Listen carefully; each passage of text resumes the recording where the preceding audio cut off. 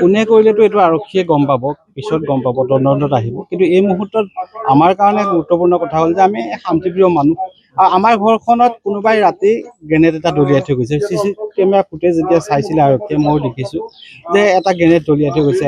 আৰু এই গ্ৰেনেডটো দলিওৱাৰ আঁৰত দুটা দিন মাজত ইলেকশ্যনলৈ থকাৰ সময়ত নিশ্চয় গ্ৰেনেড মানুহক মাৰিম বুলি দিয়া নাই, ভয় ভাবুকিৰে তেওঁলোকে ৰণ চিনিবলৈ কোনোবাই কৰিছে। আৰু এইটো কাৰ্যক আমি কাপুৰুষালি বুলি কৈছোঁ, গৰিহণা দিছোঁ। আৰু এনেকুৱা কাৰ্য আমাক আচলতে ভয় খুৱাব নোৱাৰে, কাৰণ তেওঁলোকে যদি সৎ সাহস থাকে, গণতন্ত্ৰত যদি বিশ্বাস কৰে, গণতান্ত্ৰিক উপায়েৰে কাৰোবাৰ লগত যুঁজ কৰিব। এনেধৰণে মৰণাস্ত্ৰ লৈ, বম বাৰুদ লৈ তেওঁলোকে আক্ৰমণ কৰিবলৈ নাহে। আৰু সেইসকল নিশ্চয় গণতন্ত্ৰৰ শত্ৰু হ'ব। আৰু কোনে কৰিব? নিশ্চয় এই বন্দুক বাৰুদবিলাক, গ্ৰেনেডবিলাক কাৰ আছে? এইটোতো সকলোৱে জানে, আমিতো বেলেগকে ক'ব নালাগে, সৰু কথাত সকলোৱে জানে। প্ৰাক্তন উগ্ৰপন্থী হ'ব পাৰে, শিল মাফিয়া হ'ব পাৰে, কোনোবা তেনেকুৱা ধৰণৰ নাগালেণ্ডৰ লগত তেওঁলোকৰ চোৰাং ব্যৱসায়ীৰ লগত জড়িত কিছু সংখ্যক লোক হ'ব পাৰে। যিখিনি কাৰ লগত আছে, কেনেকৈ আছে, সকলোৱে জানে।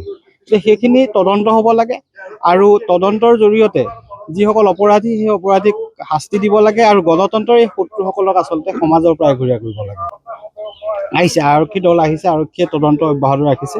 গোটেই ঘৰটো যিহেতু চিচি কেমেৰা আছে, মই আশা কৰিম যে চিচি কেমেৰা ফুটেজ চাই, যদিও নিশাৰ ভাগত হৈছে, চিচি কেমেৰা ফুটেজ চাই তেওঁলোকে এইটো নিশ্চয় কায়ত্ব কৰিব পাৰিব। আৰক্ষীয়ে কঠোৰতম ব্যৱস্থা লওক, অপৰাধীক শাস্তি দিয়ক।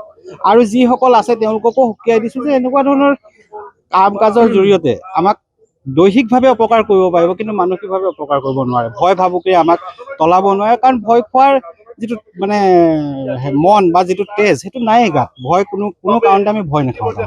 ডেফিনেটলি। আৰু দুটা দিন থকাৰ পিছত নিৰ্বাচন কেন্দ্ৰিক নহ'লে আমাৰ ঘৰখন সকলোৱে জানে, দেউতা শিক্ষকতা কৰিছিল, মা শিক্ষকতা কৰে, মই নিজে শিক্ষকতা কৰোঁ, বাইদেৱে শিক্ষকতা কৰে।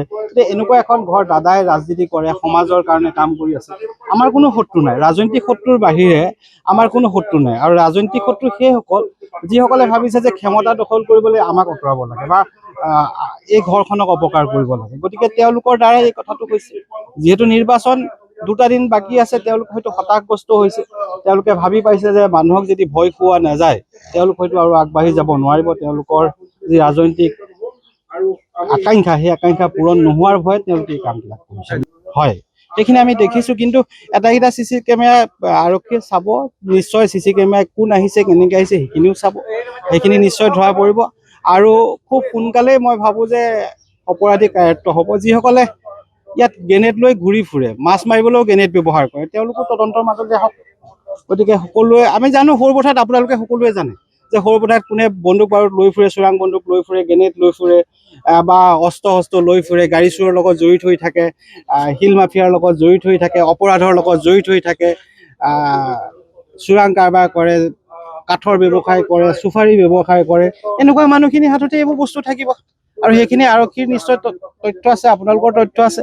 তদন্ত হওক, সেই তদন্তৰ জৰিয়তে গোটেইখিনি